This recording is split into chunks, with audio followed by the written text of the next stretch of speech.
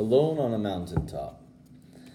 After all this kind of fanfare, and even more, I came to a point where I needed solitude and just stopped the machine of thinking and enjoying what they call living. I just wanted to lie in the grass and look at the clouds. They say, too, in ancient scripture, wisdom can only be obtained from the viewpoint of solitude. And anyway, I was sick and tired of all the ships and railroads and Times Squares of all time. I applied with the U.S. Agriculture Department for a job as a fire lookout in the Mount Baker National Forest in the high Cascades of the Great Northwest. Just to look at these words made me shiver to think of cool pine trees by Morning Lake. I beat my way out to Seattle 3,000 miles from the heat and dust of eastern cities in June. Anybody who's been to Seattle and missed Alaskan Way, the old waterfront, has missed the point.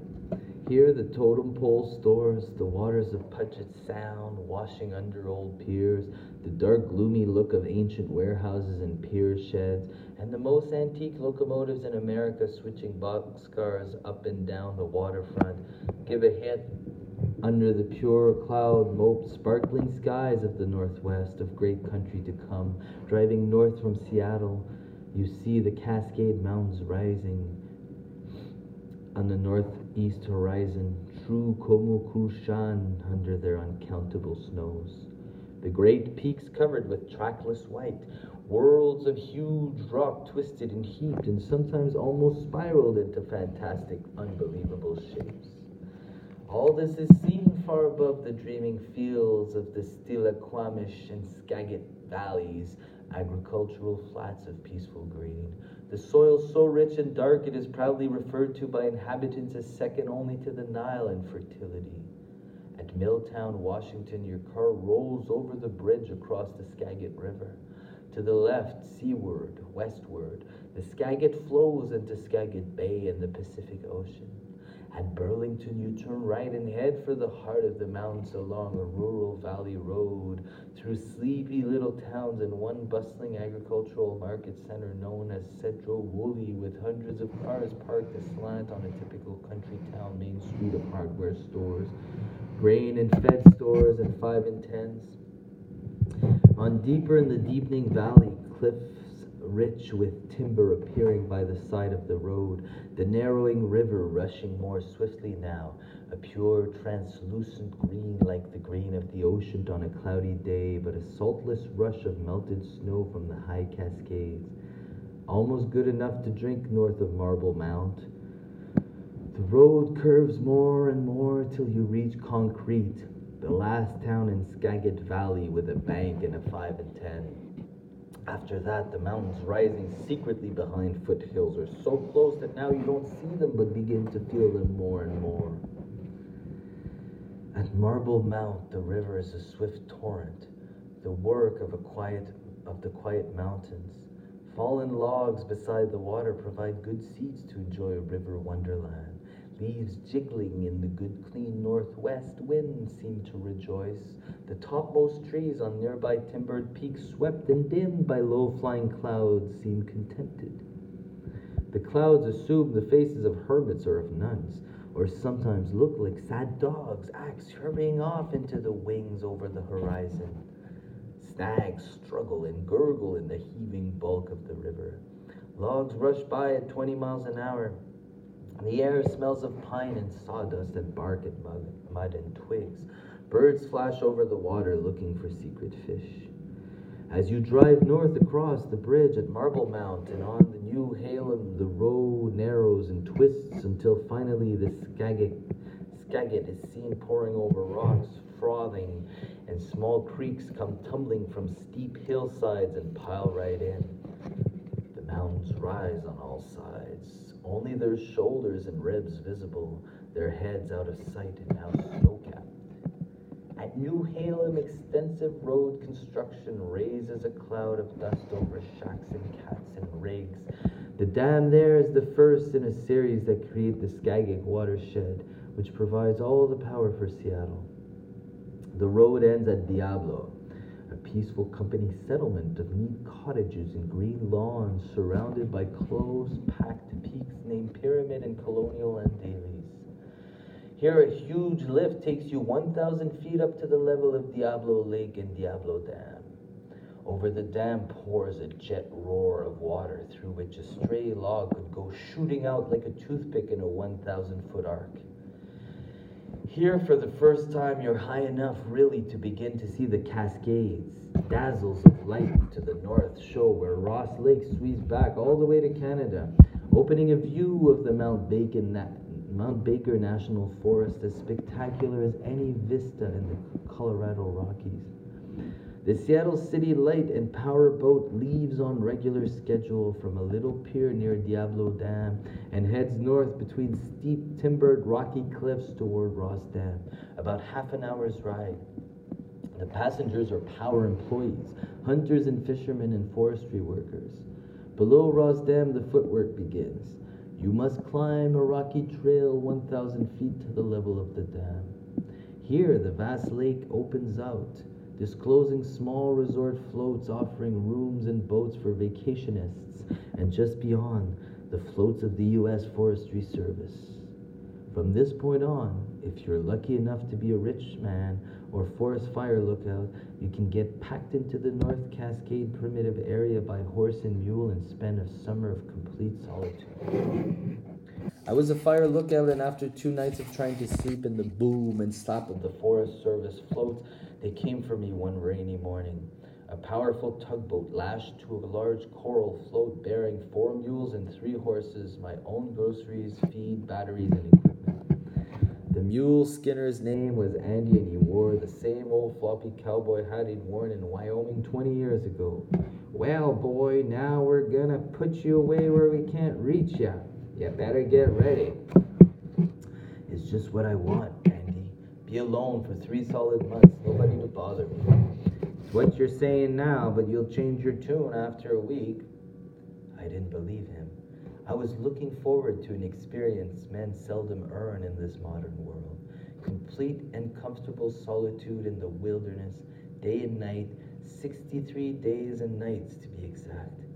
We had no idea how much snow had fallen on my mountain during the winter, and Andy said, if there didn't, it means you gotta hike 2 miles down that hard trail every day, or every other day with 2 buckets, boy. I ain't envying you. I've been back there, and one day it's gonna be hot and you're about ready to broil, and bugs, you can't even count them. And next day a little old summer blizzard come hit you around the corner of Ozumene, which sits right there near Canada in your backyard, and you won't be able to stick logs fast enough in that potbelly stove of yours. But I had a full rucksack loaded with turtleneck sweaters and warm shirts and pants and long wool socks bought on the Seattle waterfront, and gloves and an earmuff cap, and lots of instant soup and coffee in my grub list. Should have brought yourself a quart of brandy, boy, says Andy, shaking his head as the tug pushed our coral float up Ross Lake through the log gate and around the left dead north underneath the immense rain shroud of Sourdough Mountain and Ruby Mountain. Where's Desolation Peak? I asked, meaning my own mountain. A mountain to be kept forever, a dream all that spring. Oh, lonesome traveler. You ain't gonna see it today till we're practically on top it, and by that time you'll be so soaking wet you won't care. Assistant Ranger Marty Golka of Marble Mountain Ranger Station was with us too, also giving me tips and instructions. Nobody seemed to envy Desolation Peak except me. After 2 hours pushing through the storming waves of the long, rainy lake with dreary, misty timber rising steeply on both sides and the mules and horses chomping on their feed bags, patient in the downpour, we arrived at the foot of Desolation Trail, and the tugman, who'd been providing us with good hot coffee in the pilot cabin, eased her over and settled the float against a steep, muddy slope full of bushes and fallen trees. The mule skinner whacked the first mule, and she lurched ahead with her double-sided pack of batteries and canned goods, hit the mud with 4 hoofs, scrambled, slipped, almost fell back in the lake, and finally gave one mighty heave and went skittering out of sight in the fog to wait on the trail for the other mules and her master. We all got off, cut the barge loose, waved to the tugman, mounted our horses, and started up a sad and dripping party in heavy rain. At first, the trail, always steeply rising, was so dense with shrubbery we kept getting shower after shower from overhead and against our outsaddled knees. The trail was deep with round rocks that kept causing the animals to slip. At one point, a great fallen tree made it impossible to go on until old Andy and Marty went ahead with axes and cleared a shortcut around the trees, sweating and cursing and hacking as I watched the animals. By and by, they were ready, but the mules were afraid of the rough steepness of the shortcut and had to be prodded through with sticks. Soon the trail reached alpine meadows powdered with blue lupine everywhere in the drenching mists, and with little red poppies, tiny budded flowers as delicate as designs on a small Japanese teacup.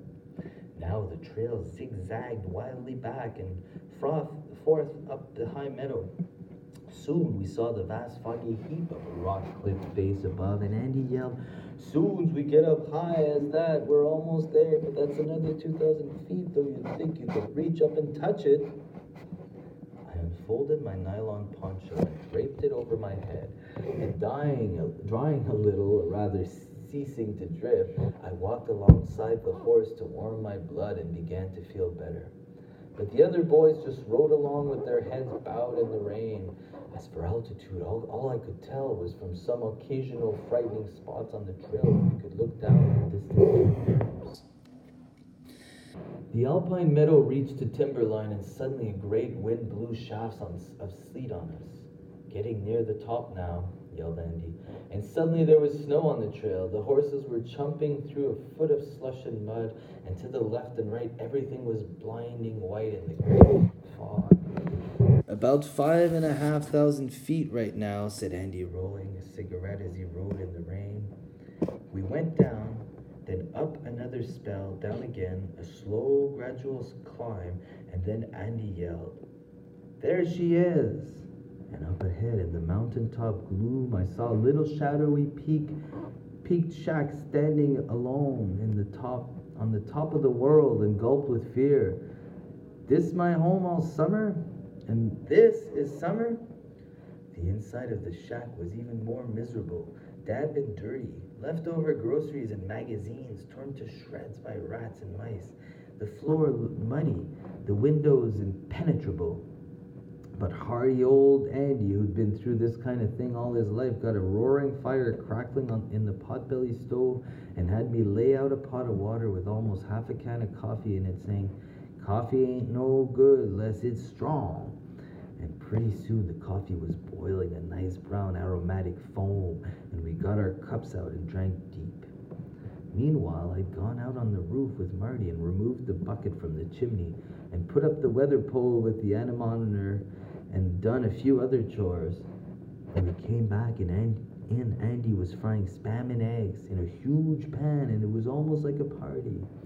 Outside, the patient animals chomped on their supper bags and were glad to rest by the old coral fence built of logs by some desolation lookout of the 30s. Darkness came, incomprehensible. In the gray morning, after they'd slept in sleeping bags on the floor and I on the only bunk in my mummy bag, Andy and Marty left, laughing, saying, "Well, what do you think now, eh? We've been here 12 hours and you still ain't been able to see more than 12 feet. By gosh, that's right. What am I going to for watching fires? Don't worry, boy. These clouds will roll away and you'll be able to see 100 miles in every direction." I didn't believe it, and I felt miserable and spent the day trying to clean up the shack or pacing 20 careful feet each way in my yard, the ends of which appeared to be sheer drops into silent gorges. And I went to bed early. About bedtime, I saw my first star, briefly. Then giant phantom clouds billowed all around me, and the star was gone. But in an instant, I thought I'd seen a mile-down maw of gray-black lake where Andy and Marty were back in the Forest Service boat which had met them at noon. In the middle of the night, I woke up suddenly, and my hair was standing on end. I saw a huge black shadow in my window. Then I saw that it had a star above it, and realized this was Mount Hozomene, 8,080 feet, looking in my window from miles away near Canada. I got up from the forlorn bunk and the mice scattering underneath and went outside and gasped to see black mountain shapes gianting all around. And not only that, but the billowing curtains of the northern lights shifting behind behind the clouds. It was a little too much for a city boy. The fear that the abominable snowman might be breathing behind me in that dark sent me back to bed, where I buried my head inside my sleeping bag. But in the morning, Sunday, July 6th, I was amazed and overjoyed to see a clear blue sunny sky down below like a radiant pure snow sea, the clouds making a marshmallow cover for all the world and all the lake, while I abided in warm sunshine among hundreds of miles of snow-white peaks. I brewed coffee and drank a cup on my drowsy, warm doorstep. At noon, the clouds vanished and the lake appeared below, beautiful beyond belief, a perfect blue pool 20 miles long and more, and the creeks like toy creeks, and the timber green and fresh everywhere below, and even the joyous little unfolding liquid tracks of vacationists' fishing boats on the lake and in the lagoons. A perfect afternoon of sun, and behind the shack I discovered a snowfield big enough to provide me with buckets of cold water till late September. My job was to watch for fires. One night, a terrific lightning storm made a dry run across the Mount Baker National Forest without any rainfall. When I saw that ominous black cloud flashing wrathfully toward me, I shut off the radio and laid the aerial on the ground and waited for the worst. Hiss, hiss, said the wind, bringing dust and lightning nearer. Tick, said the lightning rod, receiving a strand of electricity from a strike on nearby Skagit Peak. Hiss, tick, and in my bed I felt the earth move. 15 miles to the south, just east of Ruby Peak and somewhere near Panther Creek, a large fire raged, a huge orange spot. At 10 o'clock, lightning hit it again and flared up dangerously. I was supposed to note the general area of lightning strikes. By midnight, I'd been staring so intently out the dark window, I got hallucinations of fire everywhere. 3 of them right in Lightning Creek, phosphorescent orange verticals of ghost fire that seemed to come and go. In the morning, there, at 177 degrees 16 inch, where I'd seen the big fire, was a strange brown patch in the snowy rock, showing where the fire had raged and sputtered out the all-night rain that followed the lightning. But the result of this storm was disastrous 15 miles away at McAllister Creek, where a great blaze had outlasted the rain and exploded the following afternoon in a cloud that could be seen from Seattle. I felt sorry for the fellows who had to fight these fires, the smoke jumpers who parachuted down on them out of planes, and the trail crews who hiked to them, climbing and scrambling over slippery rocks and scree slopes, arriving sweaty and exhausted, only to face the wall of heat when they got there. As a lookout, I had it pretty easy. I only had to concentrate on reporting the exact location by instrument findings of every blaze I detected. Most days, though, it was the routine that occupied me. Up at 7 or so every day, a pot of coffee brought to a boil over a handful of burning twigs. I'd go out in the alpine yard with a cup of coffee hooked in my thumb and leisurely make my wind speed and wind direction and temperature and moisture reading. Then after chopping wood, I'd use the two-way radio to report to the relay station on Sawdough. At 10 a.m., I usually got hungry for breakfast, and I'd make delicious pancakes, eating them at my little table that was decorated with bouquets of mountain lupine and sprigs of fir. Early in the afternoon was the usual time for my kick of the day, instant chocolate pudding with hot coffee. Around 2 or 3, I'd lie on my back and on the meadow side and watch the clouds float by, or pick blueberries and eat them right there. The radio was on loud enough to hear any calls for desolation. Then at sunset, I'd roused up my supper out of cans of yams and spam and peas, or sometimes just pea soup with corn muffins baked on top of the wood stove in aluminum foil.